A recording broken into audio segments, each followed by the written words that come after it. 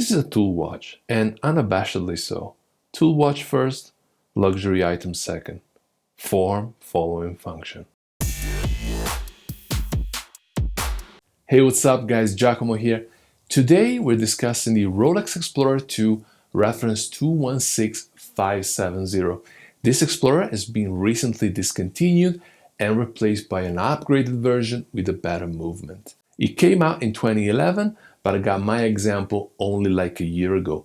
It is actually funny how that happened. Back then I was looking to be entered into a waiting list for a new Explorer II or any other professional model for that matter. So I just walked into a Rolex boutique in Zurich without much hope in my heart, and while I was talking to the AD, I've noticed this Explorer II in one of their inside display windows, and I figured it's the new one, but I know all of these watches, especially professional models, are exhibition only, they're not for sale. But then the guy turns to me and says, "We still have this last previous version example, would you like that?"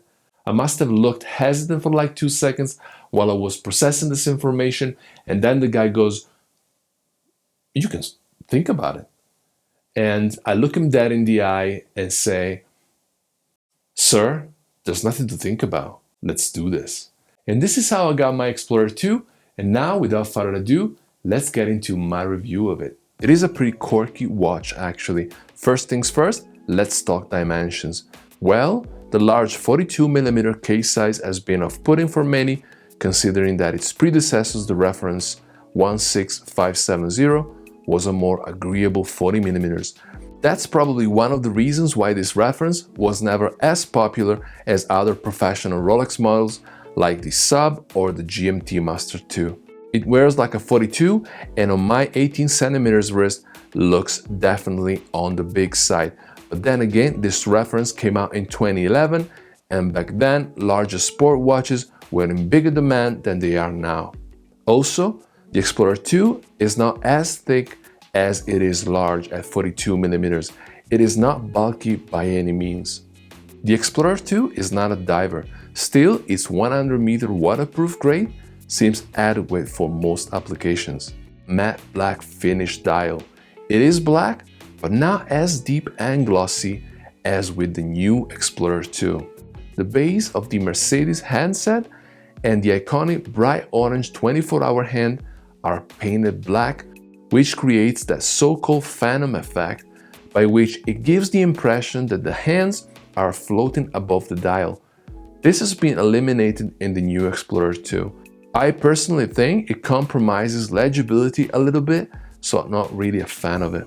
Being a tool watch in its own right, lume is very important on this Explorer II, and certainly the chromalite feeling on hands and hour markers make for an exceptionally bright and persistent luminescence.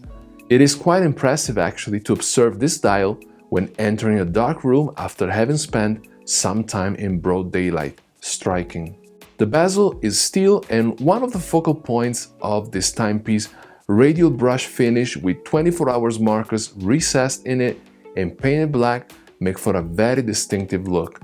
To the contrary of one might think, this bezel is fixed and does not rotate.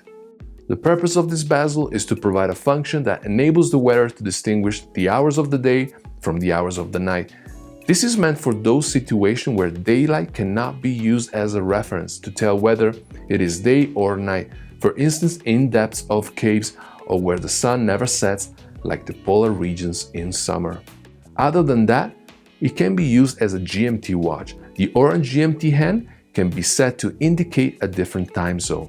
One quirk with the 24-hour hand, or GMT if you want to call it that, is that it cannot be hidden under the hour hand to achieve a cleaner look. The movement incorporates the same technology as its predecessors, which means Parachrome hairspring and shock absorbers. However, the caliber 31A7 uses Rolex's own Paraflex shock absorbers for improved resistance to shocks. The Oyster bracelet is just awesome. Links are all brushed front and back as one would expect from a tool watch, with mirror finish polish on the sides. The Oyster clasp is adjustable to provide extra 5mm for additional comfort on those hot days. Interestingly, the in-between lug size is 21mm, which is a knot width, especially if you want to fit this Explorer with aftermarket straps. I for one love a NATO strap on a utility watch, and it seems that the Explorer can match a wide variety of colors. Too bad NATO straps usually go by even numbers, so I had to resort to 20mm, which is not ideal as one can see gaps and therefore less of a perfect fit, but still the final result is striking in my opinion. Actually, I got complimented by DAD at Rolex that sold me the watch when I went back there to be entered into the waiting list for another model. Still, after almost a year of just wearing the Explorer on NATOs, I felt the need to refit it with its own original bracelet. It's just gorgeous, and I will go as far as saying that the Oyster is one of the most beautiful and comfortable bracelets I've ever worn on a watch. The Explorer II is a tool watch to the core, utilitarian in its design with that 24 hours bezel and GMT hand. Could it be better in 40mm? Possibly. Certainly it was so in earlier versions. It goes almost with every choice of clothing, it is versatile and feels solid like any of the professional models in the Rolex lineup.